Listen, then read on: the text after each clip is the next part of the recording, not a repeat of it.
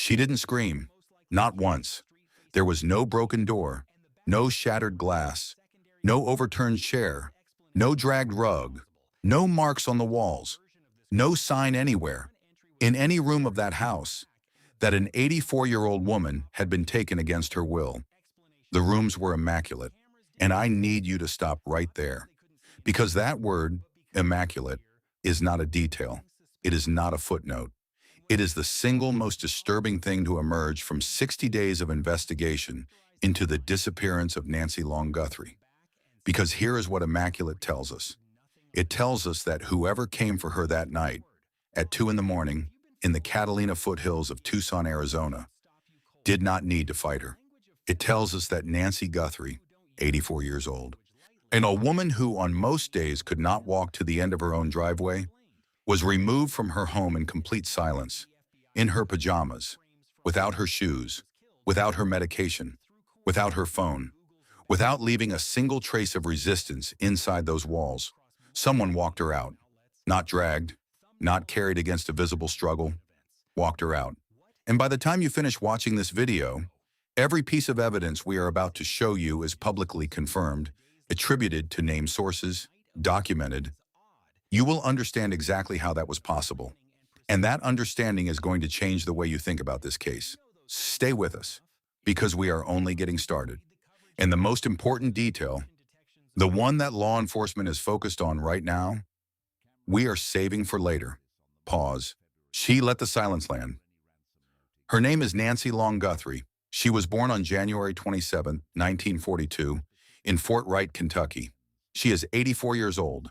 She moved to Tucson, Arizona in the early 1970s and never left. She raised 3 children alone after her husband Charles died in 1988 on a mining trip in Mexico, leaving Nancy a widow at 46 with 3 kids and a life to rebuild. She rebuilt it. According to what her daughter Savannah confirmed publicly, Nancy was funny, a little mischievous in her humor, resolute, a woman of quiet strength and hard-fought faith. She tended her garden. She kept her home exactly the way she wanted it. She watched virtual church services every Sunday morning with a group of friends. She wore a pacemaker, and every night before she went to sleep, she removed her hearing aids and placed them on the nightstand beside her bed. In the months before February 1st, 2026, according to what Savannah confirmed publicly, Nancy was in tremendous pain. Her back was very bad. On a good day, she could walk to the mailbox. Most days, she could not. On the night of January 31st, her son-in-law Tommaso Cioni drove her home after a family dinner at her daughter Annie's house. He watched her go inside. The garage door closed at 9:50 p.m. That is the last confirmed sighting of Nancy Guthrie. What happened next, according to what Pima County Sheriff Chris Nanos confirmed publicly, is a timeline that has haunted this investigation for 60 days. 1:47 a.m. The doorbell camera at the front of the house disconnects from the network. Not a power failure, not a technical glitch. In manual disconnection, 2:12 a.m. A motion sensor on a secondary camera detects a presence somewhere on the property. No video. The camera is already dark. 2:28 a.m. Nancy's pacemaker disconnects from her phone. A pacemaker syncs via Bluetooth at close range. When it disconnects, it means one thing only. Nancy was moved beyond the range of her own phone. Her phone was still inside the house. She was not. 41 minutes. That is the window. From the moment the camera went dark to the moment the pacemaker signal was lost. 41 minutes inside a house that, when investigators arrived, showed no signs of a struggle. This is not a story about a woman who wandered off. This is not a story about a medical episode. This is a story about a calculated, controlled removal. And by the time we get to what investigators found in that house and what they did not find, you will understand why the word immaculate is not reassuring. It is the most chilling word in this entire case. If this is your first time on this channel, welcome to the Silence Case. Every claim in this video is attributed to a named source. Every piece of evidence is publicly confirmed and documented. We do not speculate. We do not name suspects. We follow the evidence. If that is what you are looking for, subscribe now and hit the notification bell. Because what we are about to build, piece by piece, has not been assembled this way anywhere else. Nancy Guthrie has been missing for 60 days. The investigation is active. And there is a detail coming later in this video, something confirmed by a law enforcement source and overlooked by almost every outlet covering this case, that connects everything. We will get there, but we need to build the foundation first. Let's continue. On March 31st, 2026, 60 days after Nancy disappeared, News Nation's senior national correspondent, Brian Enton, went on air with something he had just confirmed from a source very close to the investigation. He said this: there were no signs of an assault inside Nancy Guthrie's home. Most of the rooms were described as immaculate. The house was very, very clean. Now, before we go further, I need you to feel the full weight of that statement. For 60 days, the public image of this crime has been built around what was found outside. The blood on the front porch, confirmed by DNA as Nancy's. The doorbell camera yanked from its frame. The masked figure in the footage, armed, backpack, 2 in the morning. The outside of that house told a story of violence. But the inside, the rooms where Nancy slept, where she moved through her daily life, where she kept everything exactly the way she wanted it, told a completely different story. According to what Enton's source confirmed, when investigators processed the scene, the interior was pristine, undisturbed, as though nothing had happened.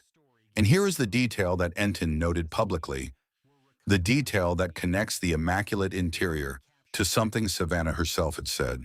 When Annie and Tommaso arrived at the house that morning, they did not immediately know what had happened. When their first thought, before they found the blood, before they saw the camera missing, before the full horror of it became clear, was that maybe an ambulance had come in the night, that maybe Nancy had suffered a medical episode, because nothing inside suggested otherwise. In Enton's words, she had simply vanished. Now, here is the question that word forces us to confront. If Nancy was taken against her will from her home in the middle of the night by someone who appeared in her bedroom while she was asleep, why is there no sign of it inside? There are 3 answers, and I am going to give them to you one at a time, because each one builds on the last. And the third answer, is the one that law enforcement is chasing right now. Stay with me. Might open loop. Plant this now. Before I give you the first answer, I want to tell you something. There is a detail about those back doors that nobody in mainstream media has fully analyzed. A detail about ordinary objects from Nancy's own garden. A detail that, once you hear it, will tell you more about whoever did this than any piece of forensic evidence released in 60 days. We will get there. Keep watching. The first answer is about Nancy herself.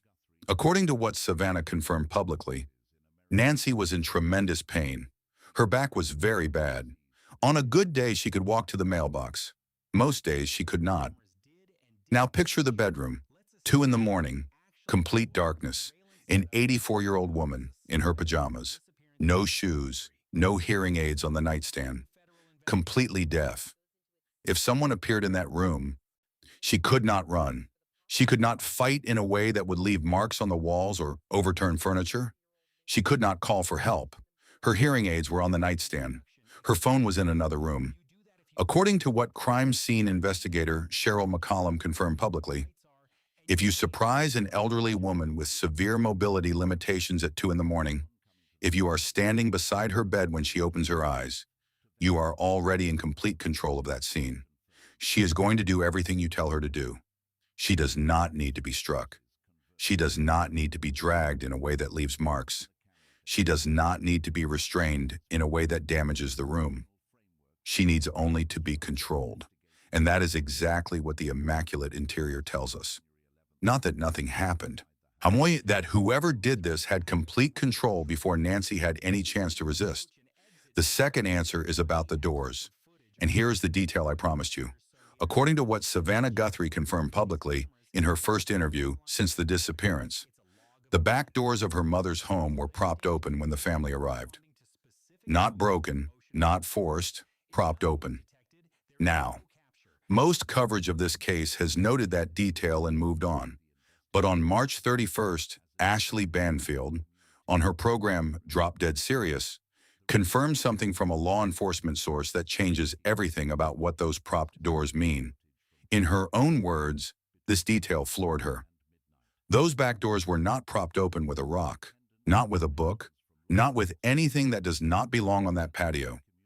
They were propped open with Nancy Guthrie's own flower pots, her flower pots, objects she had placed on her own back patio, objects she had tended and arranged over years of living in that home, objects that lived in specific positions on that patio, positions that someone who has never been there would not know. And it was not just the screen door. According to what Banfield confirmed from her source, the screen door was propped open with a flower pot. The inner kitchen door was propped open with a flower pot. And the back gate to the property was propped open with a flower pot. 3 separate points. 3 flower pots. 3 acts of knowledge about the specific layout of Nancy Guthrie's back patio. Now ask the question this detail demands. How does someone know where Nancy keeps her flower pots? How does someone know, horny in the dark at 2 in the morning, which objects on that patio are large enough and heavy enough to hold a door open while they move through the kitchen? That knowledge is not available from the street. That knowledge is not available from a satellite image. That knowledge comes from having been on that patio, from having seen those objects in their specific positions, from having walked through that back entrance in daylight with a reason to be there, and noted exactly what was there.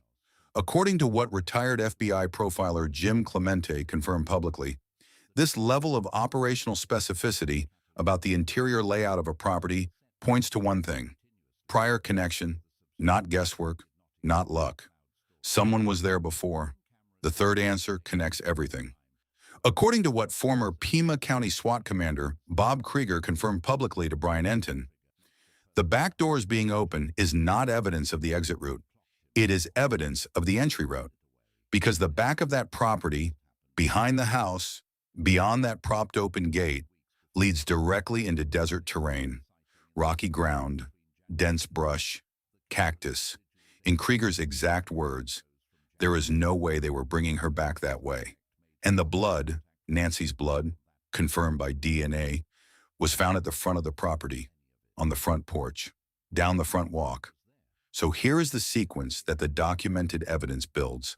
Someone entered through the back, through the propped flower pot doors, through the kitchen, in complete silence, in complete darkness. Someone who had been in that kitchen before and knew the route. Someone who moved to the bedroom without making a sound, without disturbing a single object. Someone who was standing beside Nancy's bed when she opened her eyes. And Nancy, deaf, in pain, in her pajamas, unable to run, had no chance. She was controlled in that room. She was walked through that immaculate house. She was brought out the front door. She bled on her own front porch. And she was gone. 2 points of access, 1 entrance, 1 exit. A coordinated operation that required someone to know the back of that property and someone to manage the front. Not improvised, rehearsed. Before we talk about what investigators are doing right now, I want to give you something, because the evidence we have just built, the immaculate house, the flower pots, the controlled exit, points to 3 distinct investigative frameworks. Why? And each one answers a different question about how this crime was committed. The first framework is the controlled entry theory. This framework holds that the immaculate interior is not the absence of evidence. It is the evidence.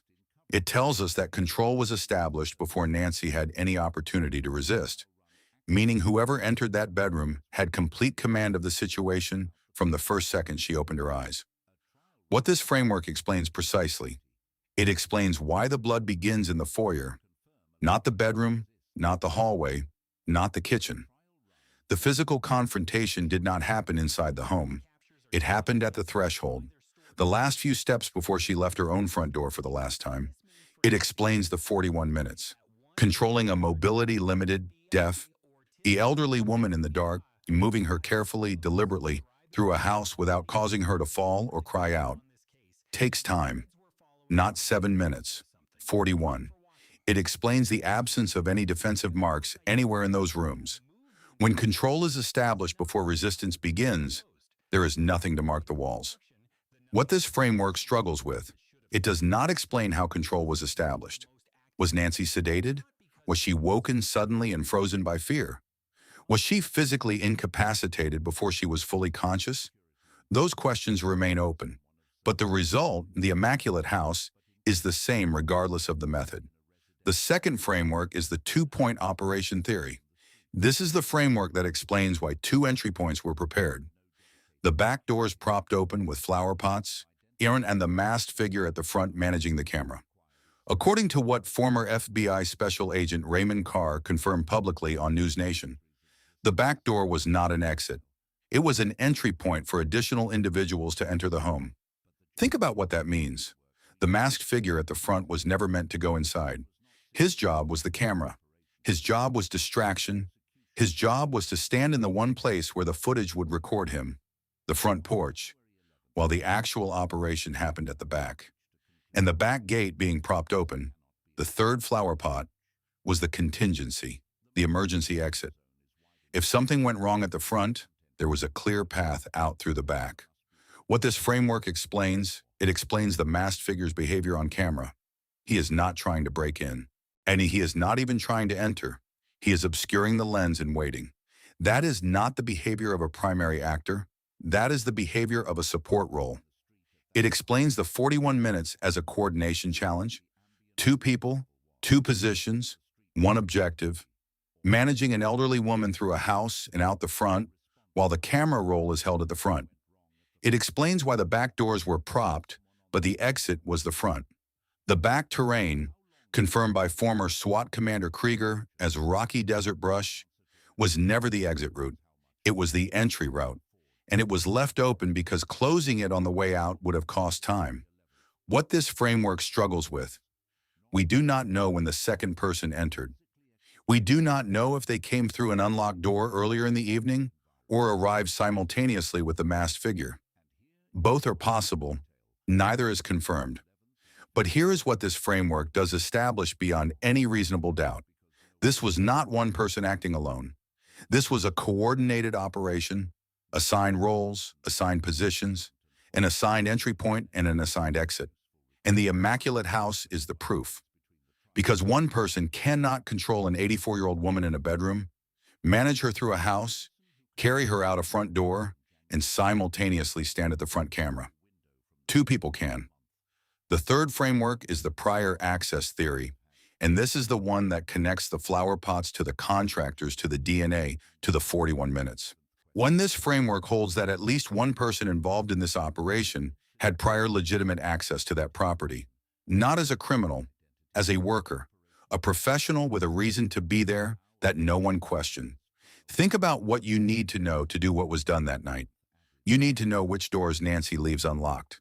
You need to know the layout of the kitchen, how to move through it in complete darkness without making a sound. You need to know where the back gate is and how it opens. You need to know where the bedroom is relative to the kitchen entrance, which way to turn in the dark. You need to know that she removes her hearing aids at night. You need to know that her dog is gone.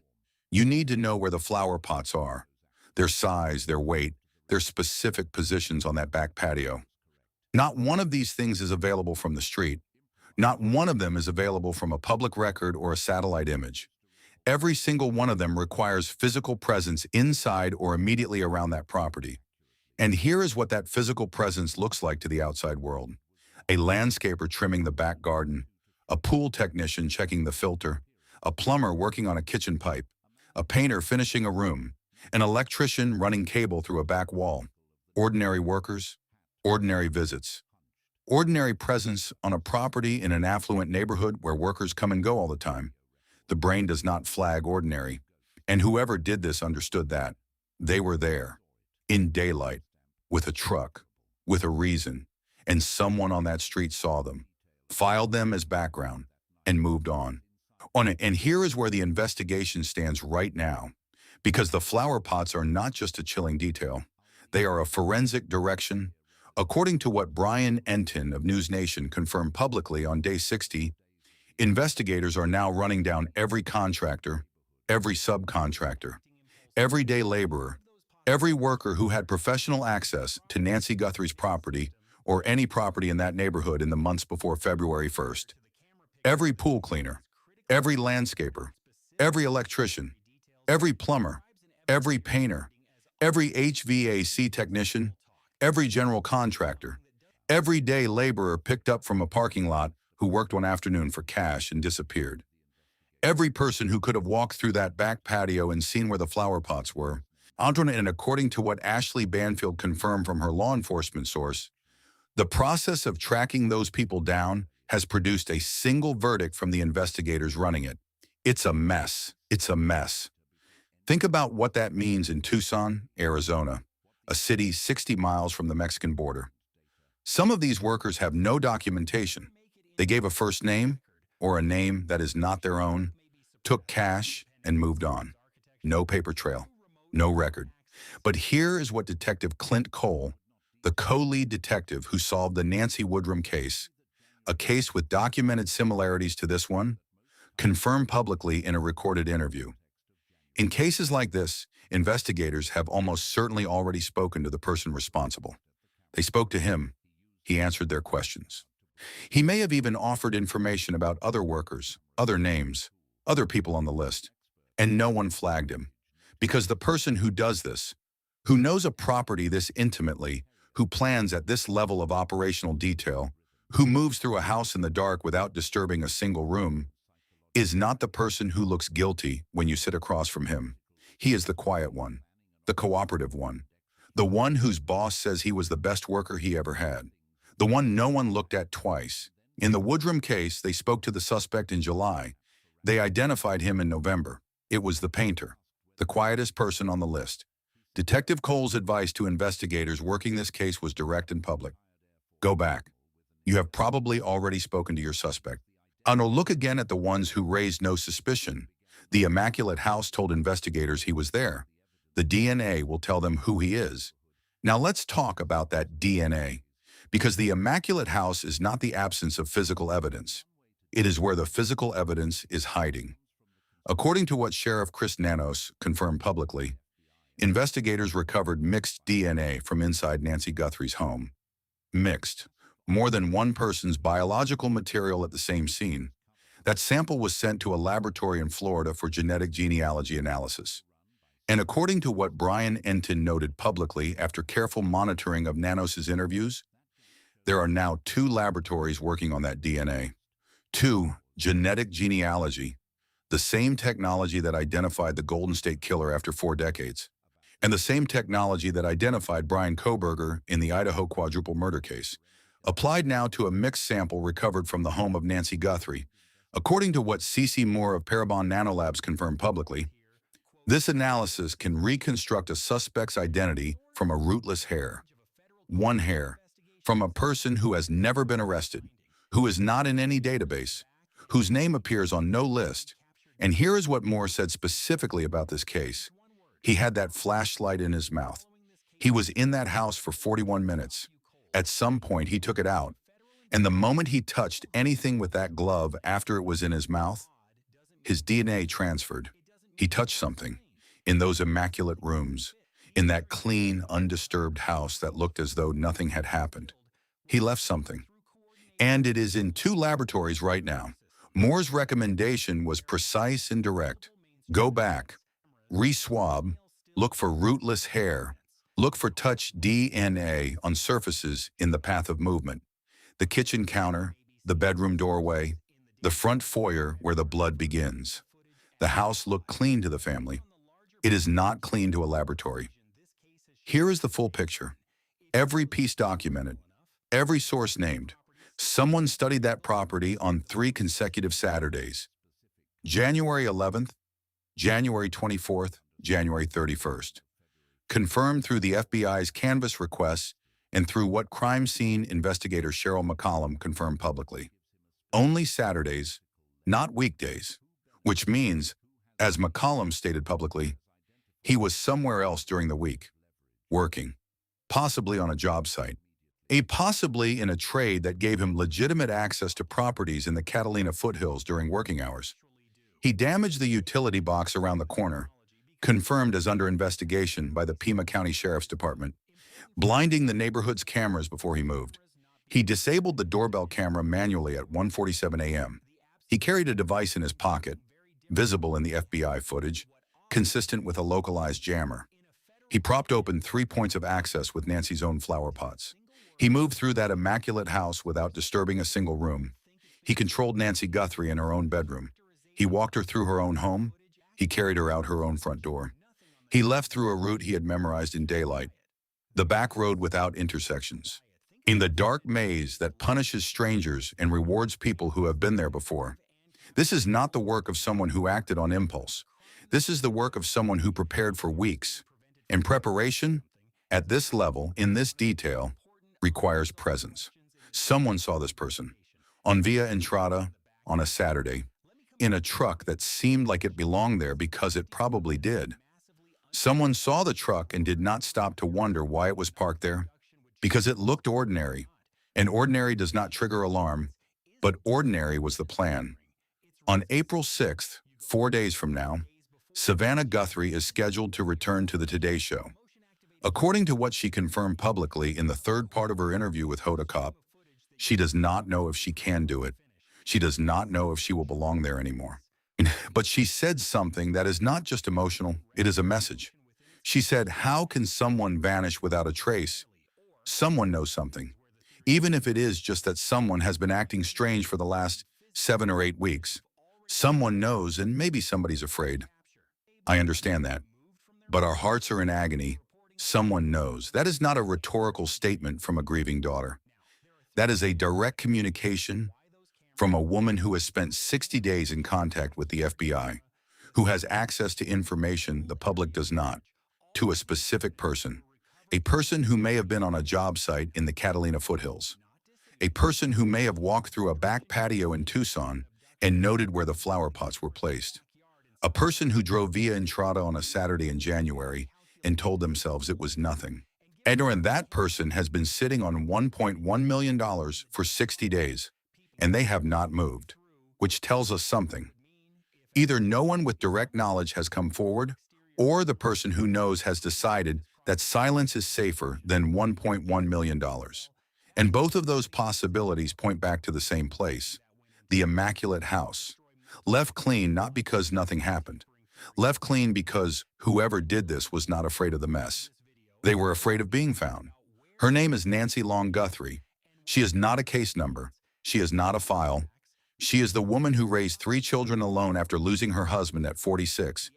The woman who told her daughter, in the darkest days after that loss, you have to get up and decide and do.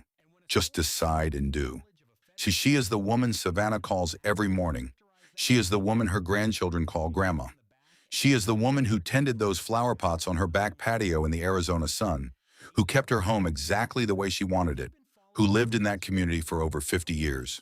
And on the morning of February 1st, 2026, someone who had been in that home, who knew every room, every door, every object on that back patio, came through the door she had left unlocked. They used her flower pots to hold it open. They moved through her immaculate rooms in silence. They stood beside her bed in the dark, and she never heard them coming because her hearing aids were on the nightstand, and she never had a chance to fight back. 60 days later, her family cannot grieve. They can only ache and wonder. Her daughter wakes up every night in the dark and imagines her terror. Her community fills the street outside her home with yellow flowers, week after week, because they have not forgotten. And this investigation, built on DNA in 2 laboratories, on contractor records that are in the investigator's own words a mess, on a neighborhood that was deliberately blinded before she was taken, is still running. The immaculate house did not hide what happened. It told investigators exactly where to look. Nancy Guthrie deserves answers. Her family deserves answers. If you have any information, no matter how small, no matter how ordinary it seemed at the time, the FBI tip line is 1-800-CALL-FBI. The total reward is $1.1 million.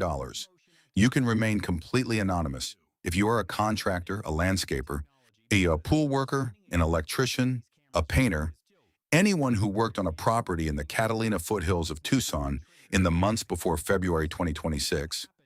And you remember something, a conversation, a person, a question someone asked that seemed slightly off. Call And if you drove past Nancy Street on a Saturday in January, January 11th, January 24th, January 31st, and you saw a truck, a vehicle, a face that seemed like it belonged there because it probably did, think again. Call. Someone in this community holds the key to finding Nancy Guthrie. They may not even know they have it, but somewhere in a contractor's records, in a short-term rental database, in the memory of someone who watched an ordinary truck park on an ordinary street on a Saturday morning. The answer is waiting. Call. Today. 1-800-CALL-FBI.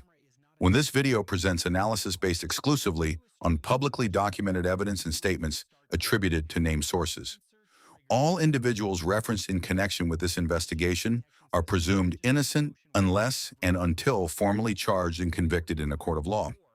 The Guthrie family has been officially cleared as suspects by the Pima County Sheriff's Department. No individual not named by law enforcement is identified or implied as a suspect in this video. The purpose of this channel is to examine documented evidence, not to prosecute, advocate, or speculate beyond what confirmed reporting supports. The silenced case, where documented evidence reveals what someone decided you shouldn't know.